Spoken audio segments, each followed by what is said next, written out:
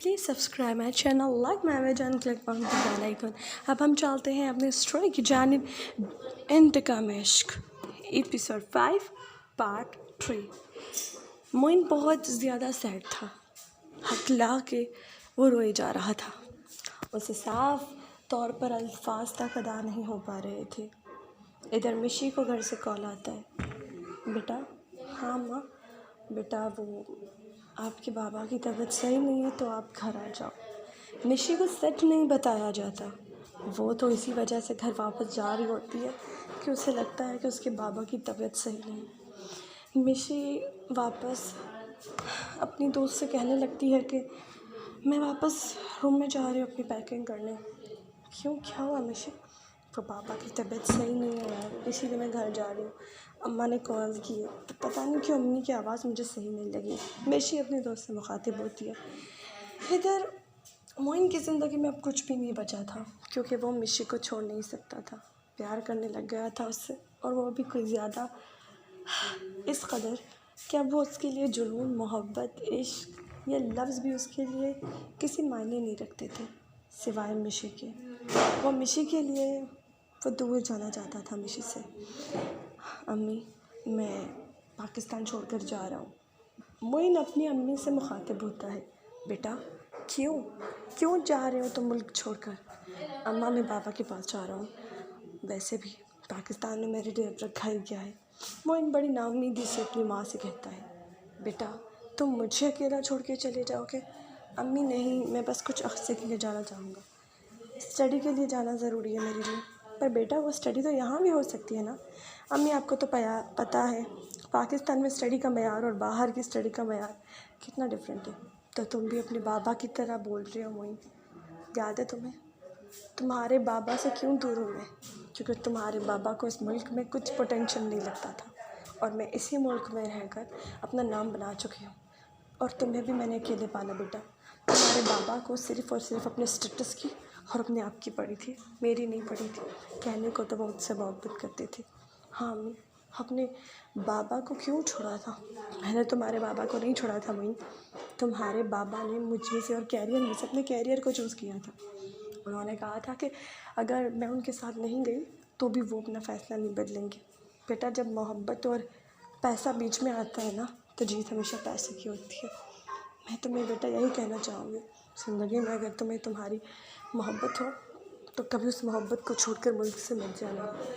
मैंने तो अपनी इस पूरी ज़िंदगी तुम्हारे लिए वक्फ़ कर दी क्योंकि तुम्हारे बाबा को इससे कोई फ़र्क नहीं पड़ता था कि मैं क्या चाहती हूँ। शादी के बाद ही उन्होंने अपने असली रंग दिखाने शुरू कर दिए थे। खैर मुझे बेटा तुम्हारे बाबा से कोई शिकायत नहीं है। उन्होंने बहुत मेहनत की थी इस कामयाबी तक पहुँचने के लिए, लेकिन मैं मुल्क छोड़ना नहीं चाहती थी। पर अम्मा आप अगर मुल्क छोड़ के बाबा के साथ चली जाती तो आज मेरा कोई भाई बहन होता।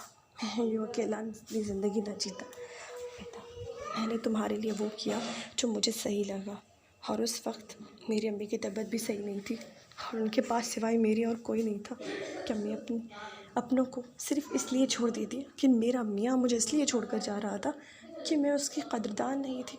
अगर मैं उसकी कदरदान ना होती तो हालात अक्सर यूँ ना होते। खैर बेटा वक्त बहुत गुजर चुका है तो अब इन बातों का कोई फ़ायदा भी नहीं। अम्मा अगर आज भी बाबा आपको बुलाएं बेटा मैं नहीं जाऊंगी, ना तब गई थी ना अब जाऊंगी। मुझे अपने मुल्क से अपनी मर्जी से बहुत प्यार है। इस मुल्क की मिट्टी को छोड़कर मैं किसी दूसरी जगह जाने का तसव्वुर तक नहीं कर सकती और मैं यहाँ पे बहुत खुश हूँ। तो बेटा तुमने अपने पेपर्स बनवा लिए हैं? अम्मा अम्मी शाम को जाऊँगा, और वैसे भी 15 दिन लग जाएंगे मुझे, तो मैं 15 दिन यहीं रहूँगा। मोइन बहुत ज़्यादा मायूसी के साथ अपनी माँ से मुखातिब हुआ। तो बेटा एक काम क्यों नहीं करते तुम? बेटा तुम शादी कर लो ना, मेरे पास बहू आ जाएगी, और अगर तुम चले भी जाओगे तो तुम्हारी माँ से अकेले नहीं रहेगी। मोइन क्या ही कहता माँ को, क्योंकि वो शादी तो कर चुका था, लेकिन वो लड़की उस निकाह को ही नहीं मानती थी। वो मोइन को तो अपना हस्बैंड मानने से इनकारी थी, लेकिन मोइन भी अपने आप को इसी काबिल समझता था। नहीं मामा, मैं शादी करके किसी की ज़िंदगी ख़राब नहीं कर सकता। मैंने जो गलतियाँ की हैं। क्या किया है मोइन बेटा तुमने? मोइन वहीं रुक जाता है। बेटा एक बात याद रखना, मैंने तुम्हें ये परवरिश नहीं दी कि तुम किसी की बेटी के साथ कुछ भी गलत करो। और वैसे भी मैं तुम्हें कोई भी गलत कदम उठाने नहीं दूँगी। बेटा फिर भी बता दो अगर कोई ऐसी वैसी बात है तो। मोइन यकायक खामोश रहता है। बेटा मैं तुम्हारी आंखों के आंसू समझ पा रही हूँ। ऐसा क्या दुख है जो तुम अपनी अम्मी से भी शेयर नहीं कर पा रहे? मोइन अपनी अम्मी से रोते लिपट जाता है। अम्मी मुझे बहुत पेन हो रहा है। मोइन की अम्मी मोइन से लगातार पूछती रहती हैं कि बेटा तुम्हें क्या हुआ है, तुम क्यों इतने सैड हो। लेकिन मोइन अपनी अम्मी को सच बताने से साफ इनकारी था। इतने में बाहर दरवाजे पर बेल होती है और मुलाजमीन मोइन की अम्मी से कहते हैं कि दरवाजे पर कोई है। तो मोइन की अम्मी बोलती हैं जो भी है उसे अंदर ले आए। तो पता चलता है कि मोइन का फ्रेंड ही था। मोइन का दोस्त अपनी दोस्त को इस तरह रोते बिलखते देखकर वो समझ गया था कि यार मोहब्बत से तो बात ज़्यादा आगे निकल चुकी है। लगता है भाई को इश्क हुआ है।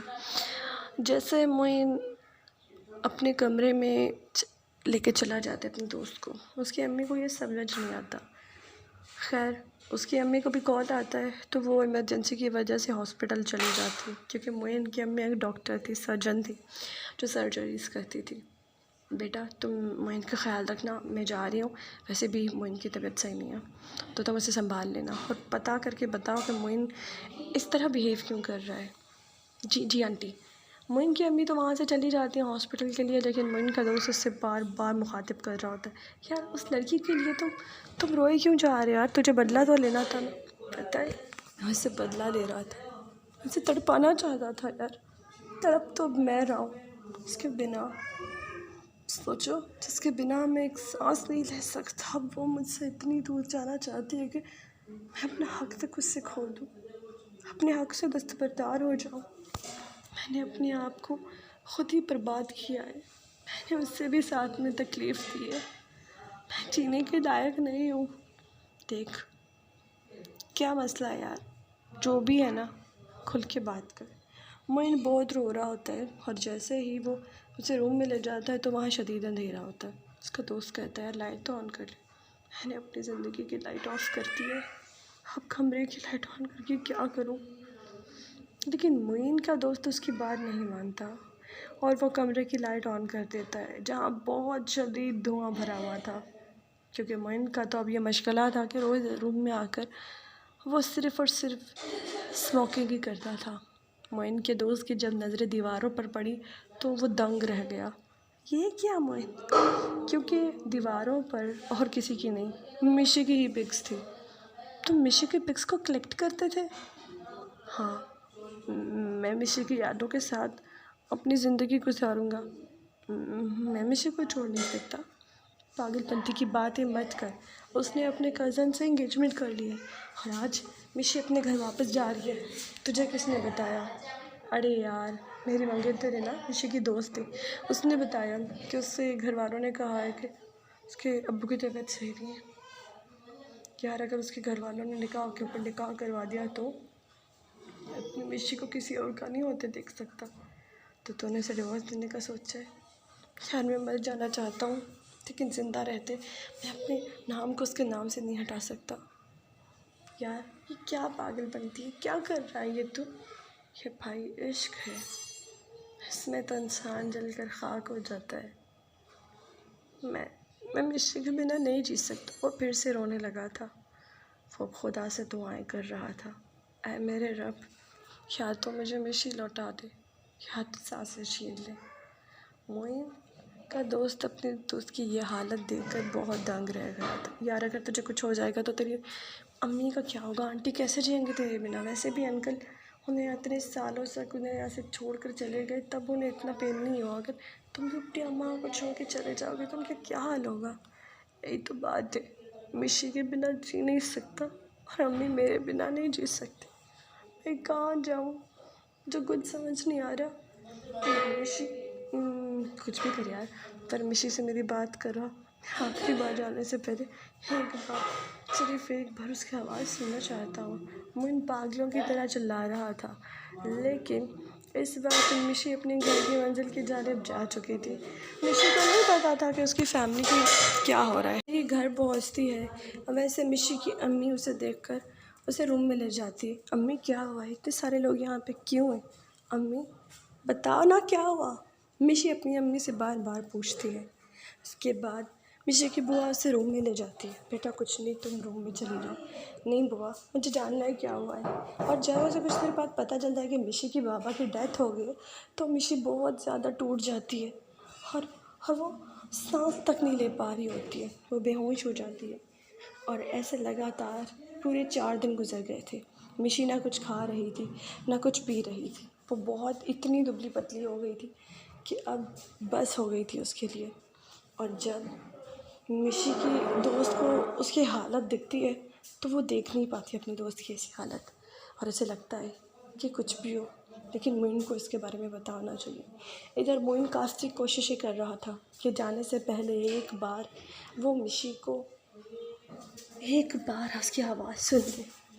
क्या हुआ यार, प्लीज़ मिशी के बारे में कोई अपडेट?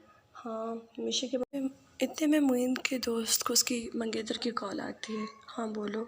देखो तुम्हें पता है मोइन कहाँ है? पर तुम मोइन का क्यों पूछ रही हो?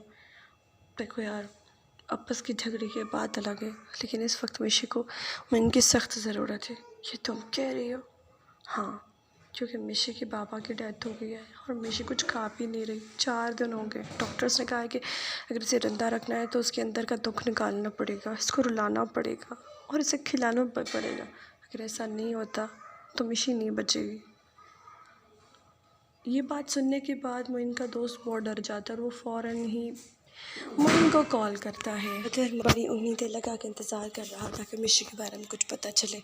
हाँ बोल ब्रो। मिशी का पता चल गया है? कहाँ है मिशी? किधर है? ठीक तो है ना वो? भाई ठीक नहीं है, उसके बाबा की डेथ हो गई है और मिशी इतने सदमे में, ना तो वो कुछ खा रही है ना पी रही है। और डॉक्टर्स ने कहा है कि उसको या तो रुलाया जाए और खिलाया पिलाया जाता है कि उसके दुख बाहर आ जाए और वो जी पाए। अगर ऐसा नहीं हुआ तो वो नहीं जी पाएगी मोइन। और मोइन ये सुनकर